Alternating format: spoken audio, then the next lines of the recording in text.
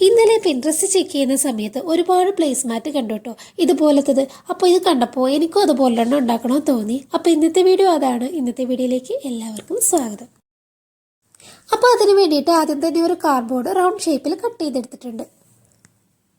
അപ്പോൾ ഇത് ഉണ്ടാക്കാൻ വേണ്ടിയിട്ട് കാർഡ്ബോർഡ് പീസ് മാത്രം പോരാ, ഒരു വൂളൻ ത്രെഡ് കൂടെ വേണം. അപ്പോൾ എൻ്റെ കയ്യിലുള്ളത് ഈ ഒരു കളർ വൂളൻ ത്രെഡാണ്. അതുകൊണ്ട് ഞാൻ ഈ ഒരു കളർ തന്നെയാണ് എടുത്തിരിക്കുന്നത്.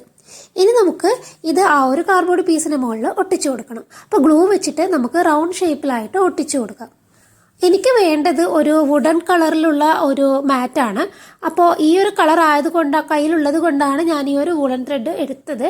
അപ്പോൾ നമുക്കൊരു വുഡൻ കളറൊക്കെ ഉണ്ടെങ്കിൽ വുളൻ ത്രെഡ് ആ ഒരു കളറിലൊക്കെ നമുക്ക് കിട്ടും. അപ്പോൾ അങ്ങനെ ഉണ്ടെങ്കിൽ അത് എടുത്താൽ മതി. അപ്പോൾ ഞാനിത് വുഡൻ കളറിലോട്ട് മാറ്റാൻ വേണ്ടി പോവുകയാണ്. അപ്പോൾ ആദ്യം തന്നെ നമുക്കിതുപോലെ ഒന്ന് കംപ്ലീറ്റ് ആയിട്ട് ഒട്ടിച്ചു കൊടുക്കണം. അപ്പം നമ്മളിത് മുഴുവനായും ഒട്ടിച്ച് കഴിഞ്ഞാൽ തന്നെ കാർഡ്ബോർഡ് ആയതുകൊണ്ട് അതിൻ്റെ സൈഡൊക്കെ ശരിക്കും വിസിബിൾ ആയിരിക്കും. അതുകൂടെ ഹൈഡ് ചെയ്യാൻ വേണ്ടിയിട്ട് നമുക്ക് കുറച്ച് കട്ടിയുള്ള വേറൊരു ത്രെഡ് പോലത്തെ എന്തെങ്കിലുമൊക്കെ എടുത്തിട്ട് അതിൻ്റെ സൈഡിലായിട്ട് ഒട്ടിച്ചു കൊടുക്കണം.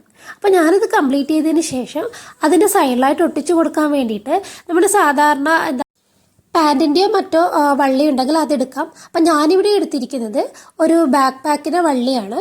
അപ്പോൾ സാധാരണ നമ്മൾ ഹാങ് ചെയ്തിടുന്ന ഒരു ബാഗ് ഉണ്ടല്ലോ, കുറച്ച് മുന്നേ ഒക്കെ ഉള്ളത്. അപ്പോൾ അതിനൊരു നീളത്തിലുള്ളൊരു വള്ളി ഉണ്ടായിരുന്നു. അപ്പോൾ അതാണ് ഞാനിവിടെ എടുത്തിരിക്കുന്നത്. അപ്പോൾ എനിക്ക് വൈറ്റ് കളർ തന്നെ വേണമായിരുന്നു. അപ്പോൾ ഭാഗ്യത്തിന് എനിക്ക് വൈറ്റ് കളർ കിട്ടി. അപ്പോൾ അതാണ് ഞാൻ എടുത്തിരിക്കുന്നത്. ഇനി നമുക്ക് അപ്പോൾ അത് ചെയ്യുന്നതിന് മുമ്പായിട്ട് ഇതൊന്ന് പെയിൻറ്റ് ചെയ്ത് കൊടുക്കണം. അപ്പോൾ ഞാൻ പറഞ്ഞല്ലോ എനിക്ക് വുഡൻ കളറാണ് വേണ്ടത്. അപ്പോൾ ഞാനൊരു വുഡൻ കളർ എടുത്തിട്ട് ഇതിൻ്റെ മുകളിൽ പെയിൻറ്റ് ചെയ്ത് കൊടുക്കുകയാണ് ചെയ്യുന്നത്. ഇത്തിരി ബുദ്ധിമുട്ടാണ് ഇതിങ്ങനെ പെയിൻറ്റ് ചെയ്തെടുക്കാൻ വേണ്ടിയിട്ട്. അപ്പോൾ മാക്സിമം പറ്റാവുന്നത് പോലെ പെയിൻറ്റ് ചെയ്തെടുത്തിട്ടുണ്ട്. അപ്പോൾ നമുക്ക് ചെയ്ത് കഴിയുമ്പോൾ ഒരു വൈറ്റും അതിനകത്ത് വിസിബിളായിട്ട് വരും. വൈറ്റും ആ ഒരു വുഡൻ കളറും ഇങ്ങനെ വിസിബിളായിട്ട് നമുക്ക് കിട്ടും കേട്ടോ. അപ്പോൾ ഞാൻ നേരത്തെ പറഞ്ഞതുപോലെ സൈഡ് കംപ്ലീറ്റ് ചെയ്യാൻ വേണ്ടിയിട്ട് ഈ ഒരു വള്ളി എടുത്തിട്ടുണ്ട്. ഇത് വെച്ചിട്ട് നമുക്ക് ഗ്ലൂ ഗണ്ണ് വെച്ച് ഫുള്ളായിട്ട് ചുറ്റി എടുക്കാം. അപ്പോൾ നമ്മുടെ കളറിങ് പരിപാടിയൊക്കെ ചെയ്തതിന് ശേഷം ഇത് ചെയ്ത് കൊടുക്കുന്നതാണ് നല്ലത്. കാരണം അത് വൈറ്റ് റെഡ് ആയതുകൊണ്ട് അതിൻ്റെ മുകളിൽ കളർ പിടിക്കാതിരിക്കാൻ വേണ്ടിയിട്ടാണ് ആദ്യം തന്നെ കളറിങ് ഒക്കെ ചെയ്തതിന് ശേഷം അത് ഒട്ടിച്ചാൽ മതി എന്ന് പറഞ്ഞത്.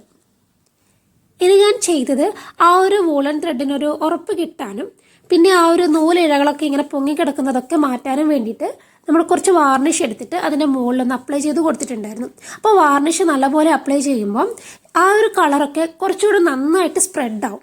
ആ ഒരു വൈറ്റ് പാർട്ടിലൊക്കെ ആ ഒരു വുഡൻ കളർ നന്നായിട്ട് സ്പ്രെഡ് ആവുകയും ചെയ്യും. ആ ഒരു സംഭവത്തിന് കുറച്ച് കട്ടിയും കിട്ടും. ഉണങ്ങിക്കഴിയുമ്പോൾ നല്ല കട്ടിയും കിട്ടും. പിന്നെ ഇങ്ങനെ പൊങ്ങിക്കിടക്കുന്ന കുഞ്ഞു കുഞ്ഞു നൂലിഴകളൊക്കെ ശരിക്കും ഒട്ടി നിൽക്കുകയും ചെയ്യും.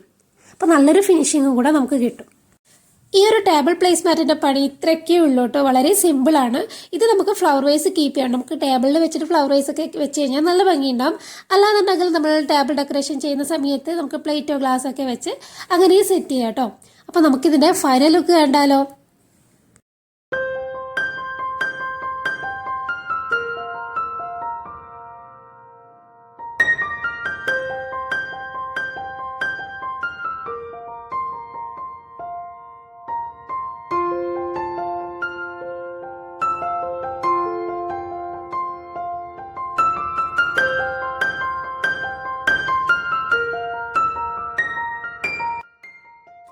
അപ്പോൾ ഈ വീഡിയോ ഇഷ്ടമായാൽ ഒരു റെഡ് ഹാർട്ടെങ്കിലും കമൻറ്റ് ചെയ്യാതെ പോകരുത്. അപ്പോൾ നല്ലൊരു വീഡിയോയുമായി നമുക്ക് വീണ്ടും കാണാം. അതുവരേക്കും ബൈ.